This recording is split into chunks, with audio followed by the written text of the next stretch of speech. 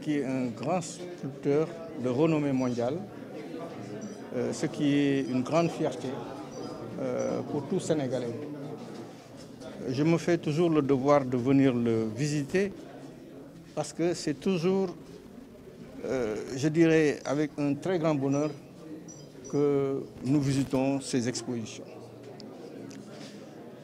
La renommée du Sénégal aujourd'hui à l'extérieur, il a beaucoup participé à cela et nous lui devons donc beaucoup. Et moi, je suis fondamentalement de ceux qui croient que l'art peut être un facteur important de développement pour nos pays. Nous avons les talents qu'il faut, qui peuvent apporter autant de valeur ajoutée, autant à notre balance commerciale. Et je disais à un de mes amis que si je devais participer à un gouvernement, l'art sera une surpriorité. Une surpriorité, je dis bien, notamment par une école des arts digne de ce nom. La patrie de Senghor mérite plus que ce que nous avons aujourd'hui en ce qui concerne. Et ensuite, un grand lieu d'exposition de l'art contemporain aujourd'hui, tel qu'il est en train de le faire.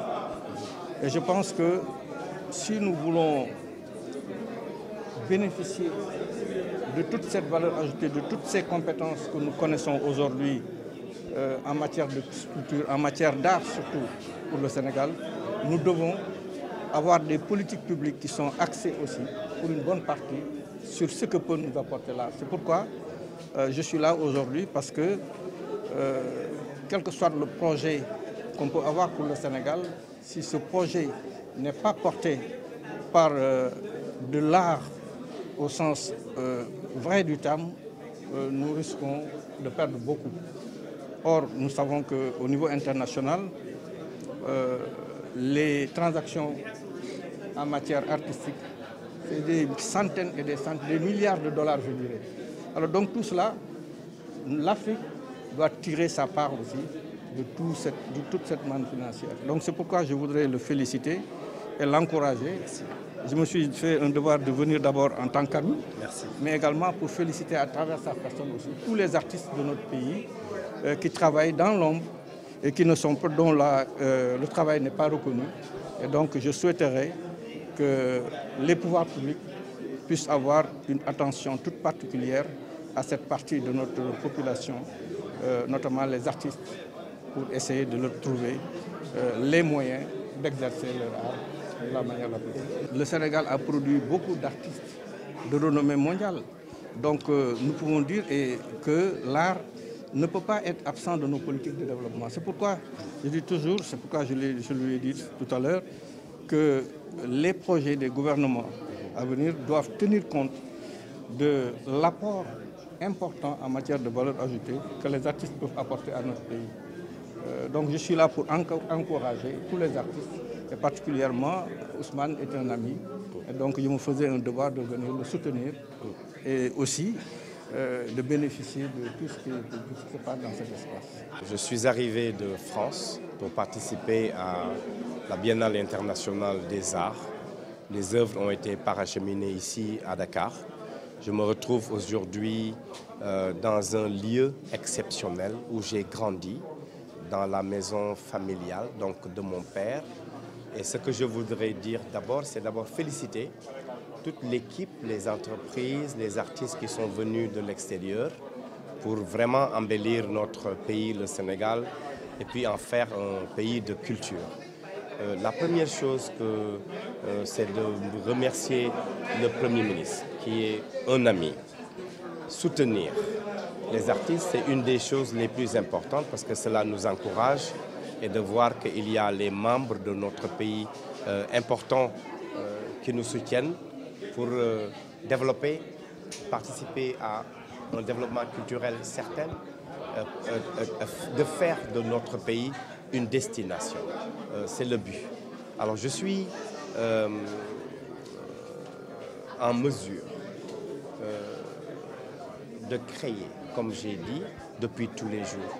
J'ai commencé à sculpter à l'âge de 6 ans. J'ai participé à cette première festival mondial et suivi par la suite par le président Senghor, qui m'a octroyé une bourse de l'enseignement supérieur au temps de Alioune Sène. J'ai pu rejoindre l'École nationale supérieure des beaux-arts de Paris avec un succès. Après avoir terminé mes études, je suis parti au Japon, où j'ai travaillé dans l'agroforesterie et l'aménagement des espaces urbains et environnement avec un très grand maître, Teshigawara, qui m'a valu le concours donc, de Central Park à New York. J'ai vécu 18 ans aux États-Unis. Par la suite, j'ai sillonné en tout cas là où il fallait aller pour acquérir une connaissance très approfondie de l'art en général. L'art africain mérite aujourd'hui une place exceptionnelle dans le monde entier.